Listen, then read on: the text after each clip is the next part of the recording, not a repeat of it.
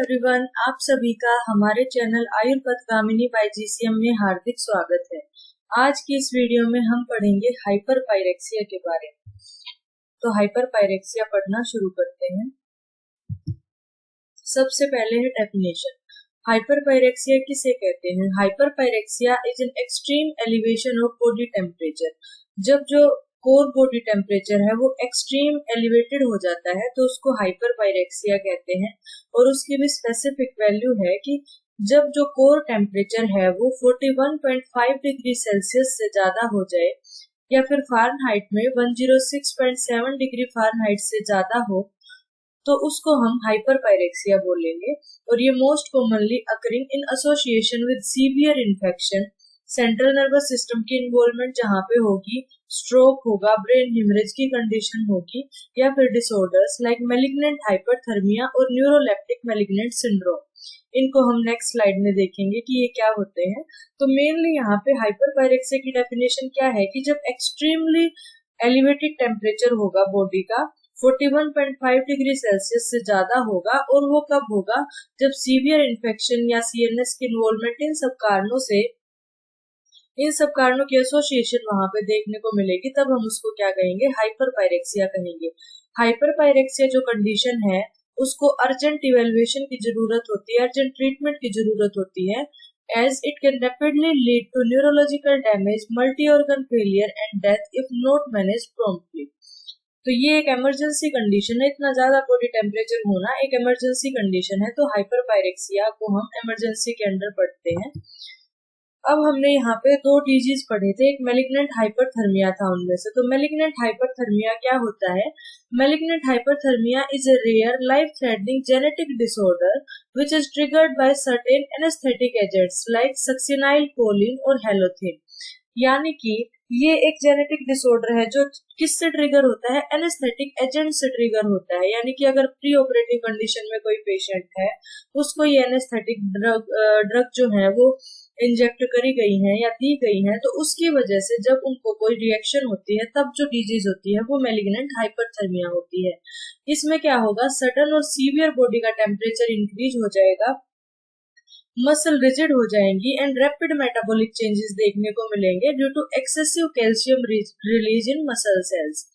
तो muscle cells में calcium का ज्यादा रिलीज होगा, मसल रिजिड हो जाएंगी, तो उस कंडीशन को क्या कहेंगे? मैलिग्नेंट हाइपरथर्मिया कहेंगे। अगर इसकी ट्रीटमेंट प्रॉपरली नहीं की गई तो इसकी वजह से रेप्टोमाइलोसिस, हाइपरकैलेमिया, क्योंकि कैल्शियम रिलीज हो रहा है, हाइपरकैलेमिया की कंडीशन हो जाएगी और मल्टी ऑर्गन फेलियर की कंडीशन हो सकती है। MH is often inherited in an autosomal dominant pattern। तो ये मैलिग्नेंट हाइपरथर्मिया एक मेजर कोज है जो हाइपरपायरेक्सिया में कई बार देखने को मिलता है, मोस्टली उन केसेस में जो प्री ऑप कंडीशन में होते हैं और एनेस्थेटिक एजेंट जैसे कि सक्सिनाइल कोलिन और हेलोथिन अगर किसी को दिया है तो उसकी वजह से ये डिजीज ट्रिगर होती है। नेक्स्ट है न्यूरोलेप्टिक मैलिग्नेंट सिंड्रोम, NMS जिसे बोलते हैं। न्यूरोलेप्टिक मैलिग्नेंट सिंड्रोम क्या होता है? ये एक rare but life threatening reaction है टू एंटीसाइकोटिक यानी कि न्यूरोलेप्टिक ड्रग्स। एंटीसाइकोटिक अगर कोई ड्रग ले रहा है पेशेंट और उससे जब ये रिएक्शन होती है तो उसको कंडीशन को बोलते हैं हम NMS। NMS में हाई ग्रेड फीवर होता है, मसल रिजिड हो जाती है, अल्टर्ड मेंटल स्टेटस होगा एंड ऑटोनोमिक इंस्टेबिलिटी दिखाई देगी like fluctuating blood pressure and heart rate. It occurs due to dopamine blockade in central nervous system. Dopamine की जो ब्लॉकेड है उससे क्या होगा? मूवमेंट कंट्रोल डिस्टर्ब हो जाएगा, हीट रेगुलेशन डिस्टर्ब हो जाएगी एंड ऑटोमेटिक बॉडी फंक्शंस हैं वो हैम्पर होंगे, जिसकी वजह से लाइफ थ्रेटनिंग जो फीचर्स होंगे न्यूरोलेप्टिक मैलिग्नेंट सिंड्रोम के देखने को मिलेंगे। अब यहाँ पे क्लियरली इंडिकेटेड है कि ये किसकी वजह से होगा? एंटीसाइकोटिक मेडिसिन से रिएक्शन की वजह से होगा। तो सबसे पहले ट्रीटमेंट क्या होगी? विड्रॉल होगा उस ऑफेंडिंग ड्रग का, then supportive care and sometimes dantrolene और ब्रोमोक्रिप्टिन। ये ड्रग्स के बारे में मैं आपको आगे बताऊंगी। ये जो दो ड्रग्स हैं ये मेनली इसकी ट्रीटमेंट में यूज की जाती हैं। अदरवाइज जो NMS है can lead to severe complications और इवन डेथ। एक डिजीज है सीरोटोनिन सिंड्रोम। इस कंडीशन में भी हाइपरपायरेक्सिया देखने को मिलता है।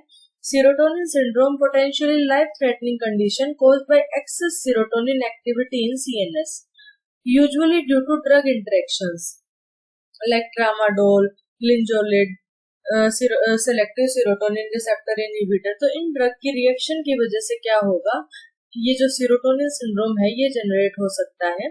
इस कंडीशन में हमें ट्रायड देखने को मिलता है। ट्रायड यानी कि 3 चीजें मेनली देखने को मिलेंगी। क्या क्या? Mental status changes like agitation, confusion होगी पेशेंट को, न्यूरोमस्कुलर हाइपर एक्टिविटी, ट्रेमर्स हो सकते हैं, GLONASS, hyper reflexia and autonomic instability, fever, sweating, tachycardia. तो ये कंडीशंस देखने को मिलेंगी।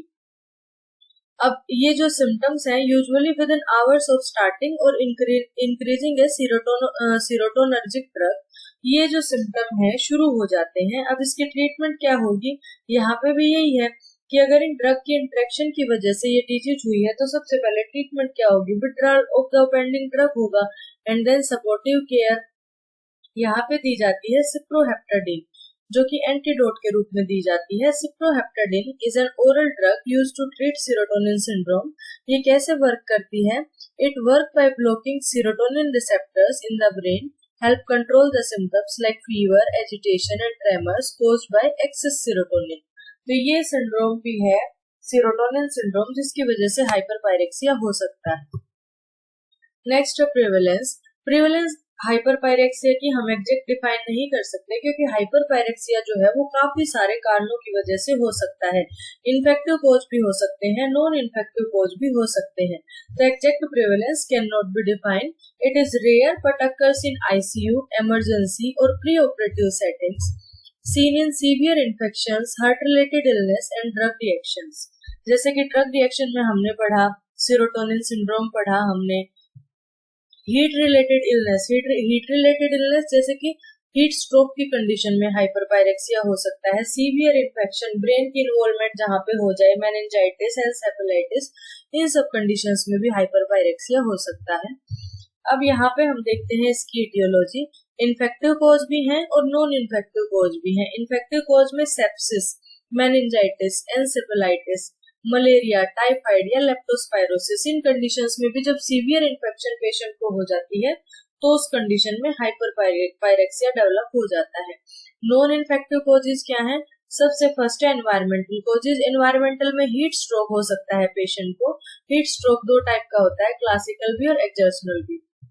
न्यूरोलॉजिकल में सब एरेक्नोइड हिमरेज हो सकता है, स्ट्रोक हो सकता है। फार्माकोलॉजिकल में एनएमएस भी हमने पहले पढ़ लिया और मैलिग्नेंट हाइपरथर्मिया भी पढ़ लिया। नेक्स्ट है सीरोटोनिन सिंड्रोम। एंडोक्राइन में क्या हो सकता है? थायराइड स्टोम यानी कि थायरोटॉक्सिकोसिस की कंडीशन में भी हाइपरपायरेक्सिया देखने को मिलता है। ऑटो इम्यून कंडीशन में मेनली एडल्ट स्टिल डिजीज और सीएनएस जो ल्यूपस है उन कंडीशन में हाइपरपायरेक्सिया होता है। iatrogenic overheating from warming devices, कोई भी हीटर का यूज कर लें, उस टाइम पे ज्यादा हीट, ओवरहीटिंग अगर कोई ले ले तो उस कंडीशन में भी हाइपरपायरेक्सिया हो सकता है। अब देखते हैं इसकी पैथोफिजियोलॉजी। नॉर्मल थर्मोरेगुलेशन क्या होता है कि जो हाइपोथैलेमस है वो ब्रेन का थर्मोस्टेट है। हाइपोथैलेमस का मेन फंक्शन क्या है कि बॉडी के टेम्परेचर को मेंटेन करके रखना, बॉडी के टेम्परेचर को अराउंड 37 डिग्री सेल्सियस मेंटेन करके रखना। ये कैसे मेंटेन करके रखेगा? By heat production and heat loss. अगर जो बॉडी है वो टू हॉट या टू कोल्ड हो गई है तो हाइपोथैलेमस एडजस्ट करेगा हीट लॉस को कैसे? थ्रू स्वेटिंग और वेसोडाइलेशन। और हीट प्रोडक्शन को कैसे करेगा? सीवरिंग और मेटाबॉलिज्म के थ्रू।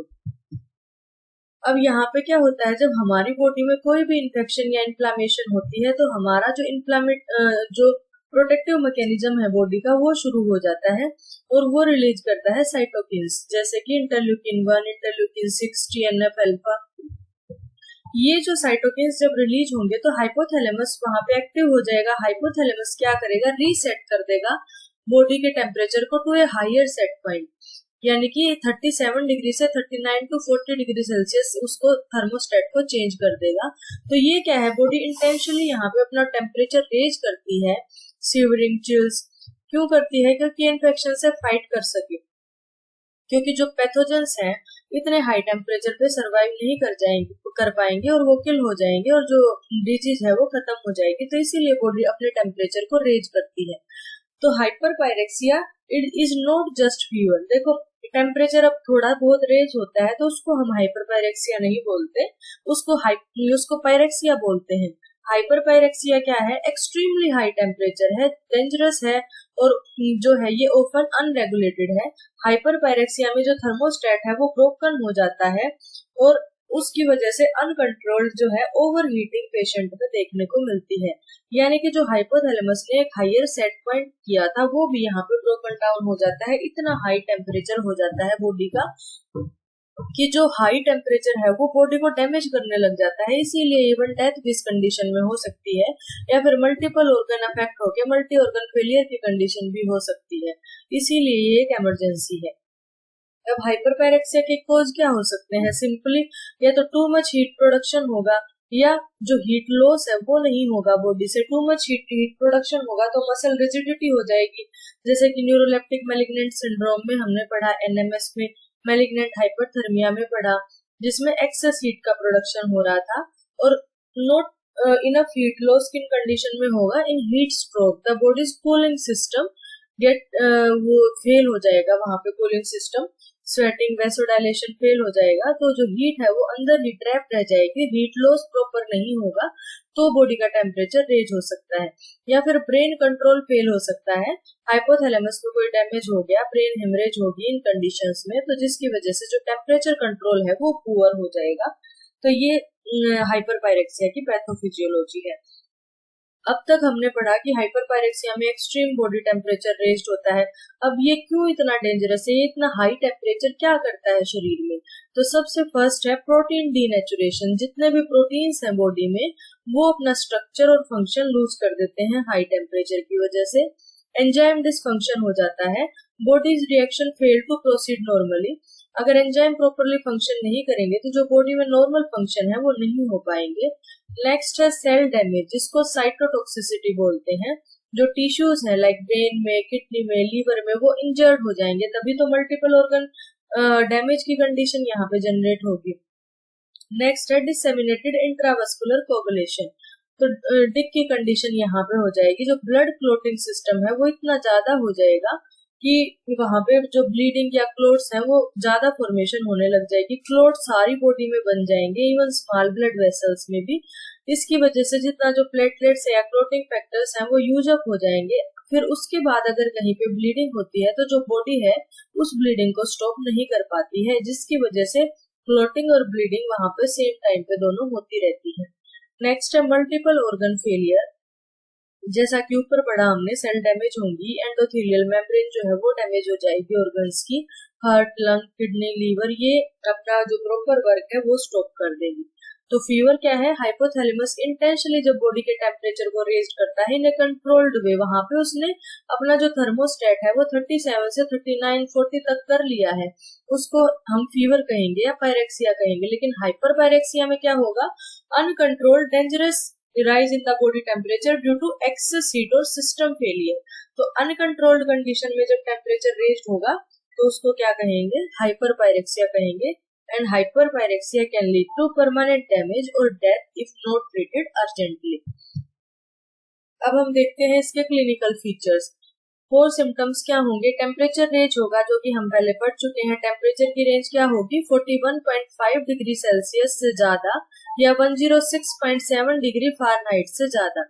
और इसके अलावा टेकिकार्डिया हो सकता है, हाइपोटेंशन हो सकता है। हाइपोटेंशन को सिंपली समझिए आप कि अगर एक प्लास्टिक की पाइप है उसको हीट कर दिया जाए तो वो डायलेट कर जाएगी, चौड़ी हो जाएगी। उसी तरह से हमारी ब्लड वेसल्स है, जब हाइपर पायरेक्सिया होगा तो उसकी वजह से क्या होगा? एक्सेस हीट जनरेशन वहां पे होगा। एक्सेस हीट की वजह से जो ब्लड वेसल्स हैं वो डायलेट कर जाएंगी उस कंडीशन में। और ब्लड प्रेशर क्या होता है? जो प्रेशर एक्सर्ट करता है blood on the vessel wall, तो जब वो डायलेट करगी तो उतना प्रेशर अप्लाई नहीं हो पाएगा, तो हाइपोटेंशन की कंडीशन जनरेट हो जाएगी। डेप्लीटिंग बॉडी फ्लूइड्स, मतलब अगर किसी कंडीशन में हाइपोवोलेमिया की कंडीशन हो गई, जैसे डायरिया हो गया, वोमिटिंग होगी, किसी भी कारण से हाइपोवोलेमिया होगा तो भी हाइपोटेंशन की कंडीशन होगी।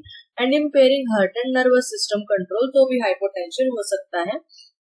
नेक्स्ट क्या होगा? फ्लश्ड हॉट स्किन और dry in heat stroke. Heat stroke की कंडीशन में ड्राई स्किन होगी। न्यूरोलॉजिकल साइंस में डेलीरियम हो सकता है, seizures, coma, respiratory distress, rigidity in NMS and malignant hyperthermia, जो कि हम पढ़ चुके हैं। Anhidrosis in classical heat stroke, पसीना बिल्कुल भी नहीं आएगा। तो ये सारे सिम्टम्स हमें हाइपरपायरेक्सिया में देखने को मिलेंगे। Differential diagnosis. अब हमने पढ़ा कि हाइपरपायरेक्सिया इन्फेक्टिव कोज की वजह से भी हो सकता है, नॉन इन्फेक्टिव कोज की वजह से भी हो सकता है। तो दोनों के जो फीचर्स हैं वो अलग अलग होंगे। हीट स्ट्रोक में हॉट ड्राई स्किन होगी, एनवायरमेंटल एक्सपोजर होगा। एनएमएस में ड्रग हिस्ट्री, एंटीसाइकोटिक की हिस्ट्री होगी, रिजिडिटी देखने को मिलेगी। मैलिग्नेंट हाइपरथर्मिया में पोस्ट एनेस्थीसिया होगा। सेप्सिस में सोर्स ऑफ इन्फेक्शन कोई मिलेगा, शॉक हो सकता है। सीरोटोनिन सिंड्रोम में हमने पढ़ा क्लोनस, हाइपर रिफ्लेक्सिया या सीरोटोनिनर्जिक जो ड्रग है उसकी हिस्ट्री मिलेगी। और थायराइड स्टोम में टेकिकार्डिया, थायराइड के जो साइन है हाइपरथायराइडिज्म के साइन देखने को मिलेंगे। अब नेक्स्ट है इन्वेस्टिगेशन। अब जैसे इसके इतने सारे कोज हैं तो सभी के लिए इन्वेस्टिगेशन भी अलग अलग हो सकती है। जो भी हमें हिस्ट्री मिलेगी उसके अकॉर्डिंग हम इन्वेस्टिगेशन पेशेंट की करा सकते हैं। बेसिक टेस्ट में है complete blood count, CBC, ESR, CRP, LFT liver function test, kidney function test या रीनल फंक्शन टेस्ट। इलेक्ट्रोलाइट करा सकते हैं, blood, urine, sputum culture. CNS की इवेल्युएशन के लिए सीटी और एमआरआई ब्रेन, लंबर पंचर अगर मेनिंजाइटिस सस्पेक्टेड है तो। स्पेशल टेस्ट में है सीपीके। सीपीके टेस्ट जो है ये एक प्रोटीन होता है, क्रेटिनिन फॉस्फोकाइनेज। जब मसल्स ब्रेक डाउन होती हैं तो ब्लड में ये प्रोटीन का लेवल बढ़ जाता है। तो जब मसल रिजिड होंगी या मसल ब्रेक डाउन होंगी उन कंडीशंस में सीपीके लेवल रेज्ड मिलेगा। ऐसे ही एलडीएच का भी लेवल रेज्ड मिलेगा। थायराइड प्रोफाइल करा सकते हैं, थायराइड स्टोम अगर थायराइडोक्सिकोसिस की कंडीशन है, एबीजी, लैक्टेट, ईसीजी और कोगुलेशन प्रोफाइल, डिक की कंडीशन में कोगुलेशन प्रोफाइल कराएंगे। तो ये सारी जो है इन्वेस्टिगेशंस हम करा सकते हैं अगर हाइपरपायरेक्सिया हमें टेम्परेचर जो है इतना ज्यादा मिल रहा है और हमारी हिस्ट्री में जो भी हमने डिजीज पढ़े उनमें से कोई सस्पेक्टेड डिजीज है, कोई सीवियर इन्फेक्शन है, तो उन सबको रूल आउट करने के लिए हम ये सारे टेस्ट कराएंगे। आज की वीडियो में इतना ही। इससे नेक्स्ट वीडियो में हम पढ़ेंगे हाइपरपायरेक्सिया की ट्रीटमेंट। अगर आपको वीडियो अच्छी लगी तो वीडियो को लाइक करें, चैनल को सब्सक्राइब करें। Thank you so much.